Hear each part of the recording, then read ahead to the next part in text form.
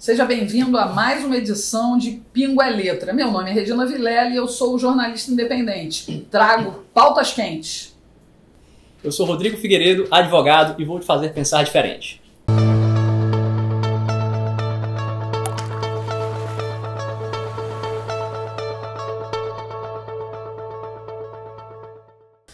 Bom, pessoal, nessa edição a gente vai conversar com o cirurgião plástico Eduardo Furlani. Ele é um profissional muito respeitado na área, está aqui em Fortaleza, terra natal, né, mexendo na vaidade dos fortalezenses, dos cearenses. Numa época como essa em que a baixa estima atacou todo mundo, você deve estar faturando.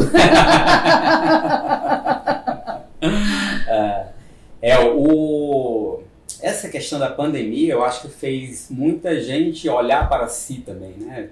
Em tudo a gente tem que tirar o que há de bom, o que há de crescimento, e eu acho que isso repercutiu muito na questão da cirurgia plástica, sabe? Do olhar para si, do querer melhorar, do querer e do não adiar seus projetos. E você, né, pegou muito cliente assim nesse período? Estamos há 1 ano e pouquinho já com a mídia muito intensamente trabalhando para derrubar o nosso astral, botar a nossa cabeça de cabeça para baixo mesmo, né? Como é que tem chegado os pacientes aqui no teu consultório?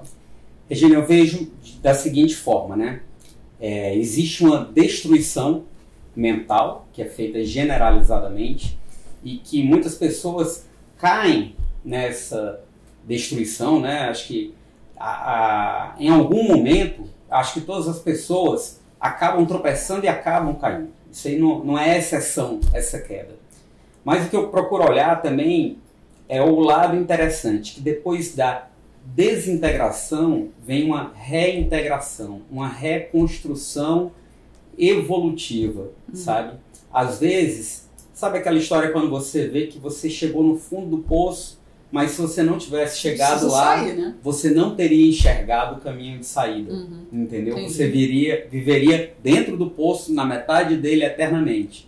Mas quando você chegou no poço, no fundo, você viu que tinha uma saída, né? Então a gente chama isso de uma reintegração criativa. Então eu vejo muita gente simplesmente caindo a ficha do que era mais óbvio durante toda a vida delas. Gente, eu sou mortal. Notícia boa, doutor, porque em outras áreas da medicina a gente tem percebido uma falta de confiança do público na classe médica e ao mesmo tempo, pelo visto, a primeira impressão é que na cirurgia plástica aumentou a vontade de viver bem. Aqui o lema da gente é: não ame a vida ao ponto de deixar de viver, né? Então, a gente vê pessoas aterrorizadas, pessoas que ainda estão nessa fase da queda. Mas tem muita gente que já se levantou e se levantou mais forte. Se levantou sabendo que a vida é feita de incertezas e diante disso ela falou: eu vou realizar meus sonhos. Eu tenho certeza se eu vou morrer? Não tenho certeza se eu vou morrer, se eu vou pegar Covid, se eu vou perder meu emprego, se minha casa vai desabar. Não tenho certeza de nada disso. O que eu tenho certeza? Que o meu sonho é esse e eu vim aqui para esse mundo para realizar, entendeu? Então eu vejo gente ajudando o outro, gente dando a mão, gente evoluindo psicologicamente também nessa pandemia. Mas é claro que as quedas deixam raladuras, né? Eu quero saber exatamente como é que você está conseguindo enfrentar esse momento em que as pessoas estão querendo distância de hospital e você tem que levar obrigatoriamente uma pessoa para uma mesa de cirurgia. É o seguinte, você também não pode olhar só essa generalidade e dizer as pessoas estão querendo distância de hospital. Que pessoas? As mais covardes. As que ainda estão na queda. Né? Apavoradas, muita gente já levantou de informação e umas estão adormecidas e outras já entenderam o que está acontecendo. As clínicas onde tem centro cirúrgico, elas estão trabalhando normalmente? Essa é a pergunta que eu estou fazendo no final das contas. Elas estão trabalhando. E todo paciente meu pergunta: eu posso pegar Covid lá? Bom, você já pode até estar com Covid. E trazer para a clínica. E levar para mim. Sei lá. Verdade. doutor, e quando é que isso vai passar? Eu tô... Um amigo até falou, poxa, Eduardo, eu tô meio... Eu não sei mais o que eu faço, eu não estou entendendo essa questão aqui do Covid. Meu amigo, dê-se por feliz que você é arquiteto e não sabe. E eu que sou médico e além de não saber, as pessoas me perguntam. Mais complicado. E você deve estar vivendo um momento muito complicado, porque existe claramente, a gente estava conversando antes de começar a gravar, existe claramente uma divisão médica no país, como existe uma divisão em tudo no Brasil hoje, né?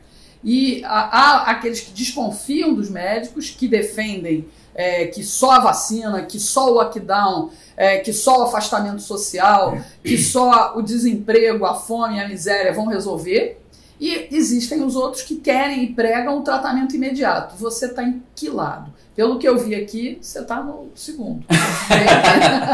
Sem dúvida, gente. E o que eu fico tentando entender, o que está acontecendo, não é nem pelo lado das evidências, do tratamento ou não. Já passei dessa fase, né? No começo a gente fica estudando muito ali, sai um trabalho aqui, vamos ler, sai um trabalho ali, vamos ler. Você é do tipo de médico que lê artigos científicos? Todo. Você lê, né? Ainda porque a gente conversou recentemente com um colega seu, né? O Rodrigo Astolfi, e ele disse que ele percebe exatamente isso, que os pares dele na medicina não leem. E quando ele argumenta, você lê o artigo diz isso. As pessoas simplesmente... Silêncio. Regina, eu vou até fazer uma ponderação. Mais do que ler artigos científicos, ele é um médico que lê outras coisas também que eu estou vendo aqui na estante, na mesa dele. Ele é um médico que lê. Mas olha só, eu vou te falar, eu vou já falar um pouquinho sobre essa questão de ler outras coisas, né? Porque eu acho que um dos problemas que nós vivemos hoje é a superespecialização do conhecimento. O conhecimento superespecializado, ele chega ao extremo de não ser conhecimento. Por quê? Um conhecimento que ele não se encaixa no todo, ele não serve para absolutamente nada. Exato. Ele vira uma técnica. Ele vira a técnica, eu até diria que ela nunca pode ser tão estúpida assim, porque a técnica tem que te dar algum resultado. Sim. Então ele tem que ter alguma coisa do mundo real. Mas a ciência compartimentada, ela acaba não tendo nada do mundo real. Então o cara sabe tudo sobre nada, né? Então é um... Bom, mas a questão que você me perguntou do artigo, né? Teve uma situação ontem, eu comentei com alguns colegas médicos, que você falou de ler o artigo inteiro. O artigo base que deu origem a essa pataquada toda aí do lockdown disseminado pelo mundo foi, vocês devem ter ouvido, daquele artigo do Imperial College do Ferguson. Sim. Certo? Esse artigo do Ferguson tem uma parte lá muito clara de que o estudo foi feito em um país de alto nível de renda, e ele não acredita que se aplique para países de mais baixo nível de renda. Isso é um dos pontos. Todo mundo desconsiderou isso e passou para frente. Um segundo ponto. Segundo ele mesmo, quando você olha os resultados do trabalho, ele mostra que se você fizer um isolamento de pessoas acima de 70 anos de idade, você tem uma redução de 67% da necessidade de leitos de UTI. E se você fizer um isolamento ampliado de toda a sociedade, você tem uma redução de 33%. Então, segundo o próprio artigo do Ferguson, seria mais eficiente você isolar, né, segundo ele, apenas os idosos acima de 70 anos. Ele jogou esse resultado, não comentou sobre ele, não levou em consideração nem na conclusão dele, nem na discussão, e não explicou o porquê. Eu joguei esse assunto num grupo de 75 colegas médicos e perguntei, alguém tem explicação para ele não ter nem comentado o próprio resultado dele e ter chegado a uma conclusão diversa do resultado dele? Silêncio absoluto. Ninguém te deu retorno. Doutor, ainda tem outra questão meio lógica. Esse estudo aplicado a uma cultura como a do Japão, que já não tem contato físico normalmente, é uma coisa. há uma cultura que, por mais que seja um país rico, como Itália ou Bélgica, que você tem um pouco mais de contato, já é outro panorama. O que a gente tem de dado nesse sentido, né? E claro que tem críticas, você não tem nenhum trabalho definitivo sobre nada, sobre se funciona, se não funciona, nada é definitivo. Mas o pouco que a gente tem de evidência científica para uma sociedade parecida com a nossa é contrário ao lockdown. Né? Como houve trabalhos já comparando onde houve mais restrição, comparando a mobilidade das pessoas em relação ao número de mortes, ninguém conseguiu relacionar. Então, o que eu vejo nessa mesma lista, eu estava discutindo com um colega e eu falei que não concordava com o que está acontecendo aqui em Fortaleza, o lockdown do Camilo de Santana e do Sarto também, porque o Sarto acho que não manda muito em lugar nenhum, né? Acho que o lockdown do Camilo Santana... Não brinca, doutor. Ele não manda... Hoje eu não durmo. Descobri que o prefeito não manda em nada. Eu acho que ele não manda nem na Marion. Ele não manda... Talvez na Marion. Eu acho que não. Ele é casado. Quem manda na cachorra é a mulher. Isso eu vou ter que concordar, porque lá em casa quem manda também é a mulher. Então, quando eu não concordei, esse colega falou: cara, mas os números estão caindo. Eu falei: em algum momento você achou que não cairia nunca? Matar todo mundo. Aí ele falou: mas caiu muito mais rápido. Caiu mais rápido? Então, quanto tempo você espera que demoraria? Isso nunca saberemos. Então você está comparando com o que para dizer que foi mais rápido? Qual é a sua premissa menor, a premissa maior? Qual será a sua conclusão óbvia ou lógica? Quando começou lá em maio do ano passado, não. Março, né? Março, mas eu acho que eu fiz esse vídeo em maio, já tinha alguns trabalhinhos, eu já estava estudando, e eu estava com Covid em casa o tempo todo estudando. Então estudou mesmo, né? Sozinho num quarto. Então eu estava naquela discussão, o lockdown funciona ou não funciona? Bom, eu cheguei, há como a gente saber se funciona ou se não funciona.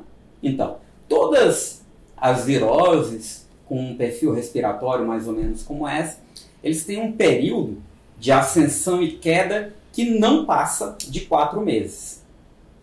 Então, se nós diminuirmos a taxa de transmissão, nós vamos realmente achatar a curva, né? Que é o que mais se falava na época. Se nós achatarmos, nós baixamos o pico, nós alargamos o tempo. Então, é simples. Nós nunca saberemos qual seria o pico se não tivesse acontecido. Mas o tempo a gente sabe. Se achatar, a gente vai ter uma curva de 8, 10, 12 meses. Se não, se for menos do que 4 meses, é porque foi o que seria de qualquer jeito. Né? Tá lá no YouTube, eu botei esse vídeo explicando. Bom, então em breve nós saberemos se funciona ou não. O que a gente mais questiona, no caso, né, é que o trabalho da mídia de manipulação mental do público é imenso. Fora isso, tem sempre o especialista, e eles só ouvem o especialista que diga amém aquilo que eles querem que seja dito. Tem um outro pontinho só para complementar, doutor, que é o meu desconforto pessoal como advogado em ver a classe médica silenciosa. Eu vi na Itália os médicos se voltarem contra fraudes, contra a corrupção, se esforçarem para esclarecer as pessoas o que se passava. Aqui não. O lobby é avassalador. Uma grande quantidade de médicos são ligados ao serviço público, ao SUS, ou tem concurso, ou tem cargo. Ninguém se mexe para não acabar com a renda do coleguinha ou o contato político. Isso é terrível para a nossa sociedade. Não, mas também, vamos ser justos aí com os médicos, né? Tem esses médicos aí. Mas tem os médicos revoltados e se manifestando contra o problema, é que eles nunca vão aparecer na Globo, nunca vão aparecer na CNN. Mas estão sendo perseguidos. São perseguidos. A partir da Raíssa, lá da Bahia, né? E outros tantos. Eu entrevistei um médico recentemente, né? Eu fiz uma live com ele lá de Curitiba. Ele cedeu uma casa que ele tinha dos pais dele para que abrissem consultórios para atendimento voluntário dos médicos, para aqueles que vão a um posto de saúde, a uma UPA, e que voltam com um diagnóstico de Covid suspeita, mas apenas com uma receita de pirona. E aí eles montaram isso exatamente para oferecer o tratamento imediato, porque a gente não pode falar tratamento precoce porque, né? É um negócio assim, né? Que mata. Tratamento precoce. Não, é o tratamento imediato. Aquilo que você sabe, comprovadamente, graças a Deus a Anvisa agora aprovou um coquetel de medicamentos. Você viu isso? Não estou vendo nada pois assim. Hoje, né? Aprovou um tratamento mais um coquetel para poder um tratamento imediato para a Covid, o que é uma ótima, né? Um ótimo avanço. O próprio Conselho Federal já autorizou que o médico tenha sua autonomia e agora com um aval da Anvisa, talvez se quebre um pouco esse paradigma, né? Bom, eu acho que o principal, né? Eu acho que não vai quebrar, porque isso já está quebrado há muito tempo. Isso é só o que sempre acontece, né? A narrativa, você repete e acaba as pessoas acreditando naquilo ali. Mas o presidente do CFM, ele foi muito claro e eu acho que ele foi muito feliz da forma como ele colocou. Quando começaram a pressioná-lo, ele falou, a minha resposta vai ser técnica, espera, não tem, estamos analisando, a gente tem uma equipe aqui de pesquisadores. Ninguém no Brasil tem uma equipe de pesquisadores paga para fazer um rastreamento como esse, como o CFM tem. E ele falou, olha, conclusão, que foi a mesma conclusão que meu estudo independente teve. Já está comprovado que em altíssimas doses pode ser prejudicial, mas isso a gente sabe desde a década de 80. Qualquer overdose mata. E essa overdose, por exemplo, daquele estudo lá de Manaus, aquela dose que foi utilizada, aquela dose é letal e já está descrito desde a década de 80 que é letal. Será que os médicos não tinham conhecimento disso? Para mim aquilo lá é caso de polícia. Terrorismo. Né? Mas, então, está claro que tratamento em alta dose não funciona, está claro que tratamento tardio com essas medicações não funciona. Tem fortes indícios de que funciona precocemente e a segurança dessas drogas já é muito estabelecida. São drogas bem antigas, a gente já usa para outras coisas, a gente já conhece bem. Então, o que eu acho é que enquanto a gente não tiver uma opção e houver a possibilidade delas serem positivas, elas devem ser usadas. Agora, o paciente sabe disso já. Você acha? Sabe. O paciente que a gente passa, quase 100% dos pacientes que você trata, chegou um momento, Regina, que eu sou cirurgião plástico, mas chegou um momento que não tinha médico para ninguém, não. Eu tratei Covid, tratei o que teve aqui, eu acho que todos os colegas se imbuíram muito nisso e eu vejo que assim, que se comprometeram a tentar ajudar. Eu vejo isso aí generalizadamente. Então, e aí, doutor, o que eu faço? Falar, o seguinte, tem essa medicação aqui que a gente não sabe se funciona, mas é uma possibilidade. Tem alguns grupos médicos dizendo que funciona e já com experiência de 1000 e tantos casos, já com bom resultado. E o que pode me fazer mal?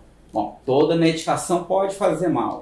Essa aqui, o que a gente tem tradicionalmente aqui descrito? Se você usar por 20 anos seguidos, essa dose que eu vou te passar para usar 5 dias, se você usar por 20 anos, você tem um risco de 10% de ter um problema na mácula do seu olho. Se você usar por 10 anos, você tem um problema de chance de ter 1%. E o problema cardíaco? Não está descrito na literatura com mais de 1 bilhão de doses aplicadas. Existem 80 artigos que são relatos de caso que no mundo inteiro, desde a década de 40, de pessoas que tiveram morte súbita depois do uso, que ninguém sabe se foi isso ou não. Aí você não se pergunta, o que eu me pergunto como profissional de imprensa, por que é que não dão espaço para um profissional que tenha uma visão diferente? Você não se pergunta isso? Eu já me perguntei, eu não estou mais me perguntando muito não. Eu tenho um ponto a fazer. Quem fez aporte na Globo e na Bandeirantes foi o Partido Comunista Chinês. Ele tem alto interesse que o brasileiro deprecie sua economia, consuma menos e sobre frango e óleo de soja para eles comerem. Vai procurar o preço do frango e do óleo de soja no supermercado hoje, tá o dobro. Ou não tem. O fato é que é o seguinte, não vai dar para as pessoas entenderem simplesmente absorvendo o que tem em volta delas, chegando nos jornais, nem chegando no jornalismo independente. O que eu vejo hoje é que já existe um jornalismo independente que fura uma certa bolha, mas não dá para ser como é hoje. Eu vou me informar com pessoas independentes e eu vou dedicar 30 segundos a isso. Não vai dar. Tem que estudar, tem que ler, tem que pesquisar. Tem um problema da informação contraditória. A informação contraditória gera insegurança. Infelizmente. É a desinformação. Pois é, mas por mais que tenha gente aqui, um médico sério, um jornalista sério, um advogado comprometido em ajudar a explicar, você vai ver uma coisa aqui na mídia alternativa. Aí depois você é massacrado por uma mídia, uma propaganda corporativa. A pessoa fala, mas será? Será? Tem mais um fator que é o seguinte, a maioria das pessoas tem bom senso, é razoável e não quer ir para nenhum extremo. E aí, como é que é uma forma de você bloquear a mente das pessoas? Você olha e fala com muita convicção algo que é o oposto da verdade. E aí, o que as pessoas vão fazer? Não. Se esse está dizendo que é preto e esse está dizendo que é branco, eu vou no cinza. Só que o cinza está errado. Ou é preto ou é branco. Uma excelente mentira é feita de meia verdade. Exatamente. Não, e por mais que a gente queira não passar no estereótipo de que eu tenho um Deus, eu tenho um lado, e eu sempre faço questão de dizer isso. A Bíblia, para mim, é o livro mais perfeito que tem. Tanto que tem lá uma passagem que diz, seja quente ou seja frio, Deus vomita os mornos. É exatamente isso que você falou. Exatamente. Não é? Exatamente. Não, então, você não pode fazer a média e achar que está certo porque você fez a média entre as opiniões corretas. A média da verdade, como é que isso funciona? A média da verdade com a mentira é uma mentira. É uma mentira. É meia mentira, mas é mentira. Não existem meias verdades, né? Exatamente. Ou é verdade ou não é verdade. Mas querem dizer que até não existe verdade? Mas aí é justo aquele pessoal que gosta de confundir o ingênuo, o inocente, para tirar proveito. A verdade existe, é a literalidade dos fatos. Você não consegue dissociar a verdade da literalidade dos fatos. Estava conversando sobre isso com um amigo meu, muito inteligente, que ele faz um esforço genuíno de entender as coisas. E ele estava me dizendo isso, que ele absorveu a questão de que não existe a verdade. Leu Nietzsche pra caramba. Leu Nietzsche, não, ele leu quem comentou Nietzsche. Tá. Entendeu? Então, o que ele estava lá falando? Ele, cara, isso quer dizer que, tu tá dizendo que isso aqui é assim? Porque você tá olhando daqui, ele tem esse formato. Mas se você olhar daqui, ele tem outro formato. De fato, a verdade ela é multifacetada. Ele está confundindo perspectiva com a natureza geral da coisa. Isso é uma das coisas que eu ensino no meu curso extra de telejornalismo, em que eu explico, existe a minha verdade, a sua verdade e a verdade dele. A gente tem que chegar a um consenso, senão não haveria nada. Exatamente. Mas o que eu completei para ele explicando? Cara, tudo bem, você pode dizer que isso aqui é um círculo olhando daqui, que é um quadrado olhando daqui, mas se você me disser que é um coelho e ele sair pulando, isso não é a sua verdade, isso é loucura. Talvez ele pense que é um rato. Eu vou trazer uma outra perspectiva, doutor. Isso sempre será o que de fato é, mas a sua capacidade de perceber o que é de verdade. Exatamente. Os seus sentidos podem te enganar, certo? Sobre o que isso é ou como isso é. Mas a natureza dele não vai se alterar porque o senhor percebeu diferente. A verdade sempre estará aqui. Exatamente. O senhor percebendo ou não. Ela está lá. E quando você falou da minha, da sua e tal, na verdade o objeto ele só aparece na sua frente quando você já viu tantas contradições de opiniões que elas se tornam insuportáveis ao ponto de você compreender que aquilo é um objeto real e por mais que eu olhe daqui, eu olhe dali, eu nunca vou conseguir descrever 100% desse objeto, né? E é por isso que a ciência não pode ser o juiz de tudo. A ciência, por definição, ela é o olhar por determinado ângulo abstraídos todos os outros. É uma forma de comunicar a percepção da verdade. E a ciência erra. Quando a ciência vira autoridade, quem é que paga pelos erros da ciência? Isso aí, olha, eu sou vamos dizer assim, um aficionado por ciência. Eu tomo tempo, eu tenho vários artigos publicados, eu pesquiso, eu tenho estagiários aqui na clínica, que a gente está sempre pesquisando, então eu adoro ciência. Adoro o método científico. O problema é você dar a autoridade ao método científico que não lhe cabe. Entendeu? O método científico, ele é um auxiliar das decisões humanas. Ele não tem o direito de se impor. Porque o método científico, ele necessariamente é uma abstração. É uma observação por determinado ângulo. Ele gera informação. E a ciência, pela sua complexidade, ela gera produtos. Uma coisa é o produto científico, que passou por diversos critérios e aglomerou diversas ciências.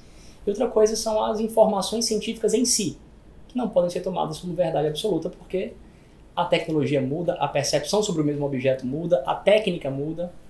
Exatamente. A gente está aqui chegando no final do nosso bate-papo, porque eu não chamo isso nem de entrevista, porque está transcorrendo de uma forma tão elucidativa e que a gente só aprende, né? Que eu fiquei pensando no seguinte, me corrija onde eu estiver errado, né? Hipócrates era um criador básico da medicina. Era também um filósofo, né? Eu acho que você está mais para Hipócrates de verdade do que para um hipócrita dos tempos atuais, né?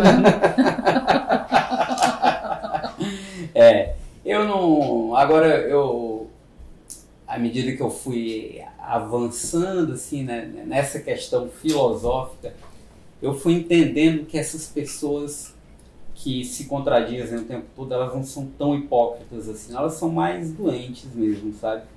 Isso é um desvio patológico induzido pela formação que tiveram, né? Pela sociedade, né? Pela sociedade, pelo histórico.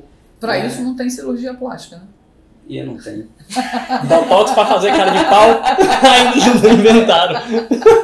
Mas eu acho que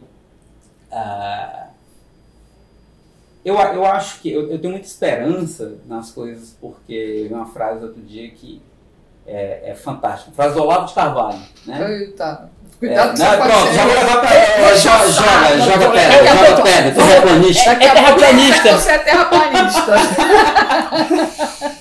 Só duas coisas realmente conseguem atingir a massa, né? É o magnetismo de um psicopata e a força do coração sincero, né? Uhum. Então, se você não é psicopata, a sua única saída é falar muita verdade. Eu fiquei arrepiada, porque isso é inevitável. Me perdoe, mas eu tenho que falar. Tem um cara no Brasil que fala com o coração e que hoje, graças a Deus, está no Palácio do Planalto.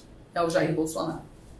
Talvez você não concorde comigo, eu te respeito e tal, mas isso, até para mim, que tenho uma experiência de mais de 40 anos na mídia e cobrindo política e tudo mais, eu vejo ele como um diferencial tremendo, que se o brasileiro desperdiçar isso, vai estar desperdiçando a própria salvação.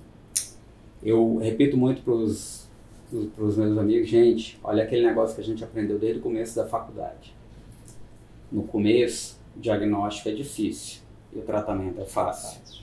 No final, o diagnóstico é facílimo, qualquer um dá, mas o tratamento é muito difícil.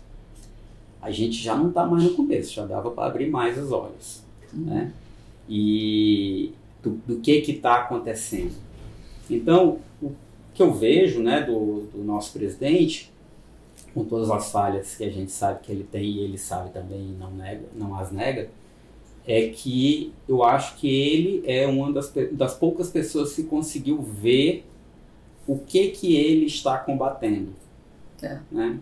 Eu acho que a maior parte até da equipe dele não tem essa profundidade. São bons técnicos que estão lá fazendo o seu trabalho, mas eles têm a visão compartimentada do que estão fazendo, mas não conseguiram entender o que está ao seu redor. Outro objetivo, doutor. Nosso presidente quer melhorar o Brasil. Isso é muito complexo, isso é muito abrangente. Os técnicos dele querem melhorar a própria vida e obedecer o presidente, não arrumar problema e seguir a carreira.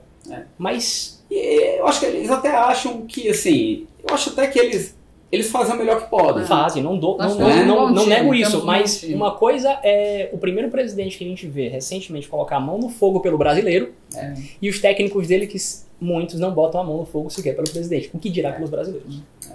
Bom, Furlani, eu quero te agradecer esse momento aqui que você nos cedeu, né, da tua agenda super ocupada. Agradeço mesmo, foi um prazer tremendo conversar com você. Eu que agradeço, foi bom demais. E eu quero lembrar você que esse trabalho aqui é mantido por você, que colabora com esse canal. Tá vendo que na tela tem um Pix o tempo inteiro? É exatamente para você contribuir para a gente manter esse tipo de trabalho. Ouvir gente que possa contribuir com o nosso desenvolvimento pessoal, né? Porque a gente se desenvolvendo, a gente ajuda o Brasil também a se desenvolver. Então eu agradeço a tua audiência, mas preciso da tua ajuda. A gente volta na semana que vem, mas antes eu queria deixar uma frase aqui, você colocou uma frase aqui do Olavo que eu realmente não lembrava, não conhecia, e que eu acho que ela me acompanha muito durante a minha vida. A estupidez é uma condição, a ignorância é uma escolha. Né? Então, também deu arrepio. Então até a próxima semana com mais um programa Pingo é Letra. Valeu.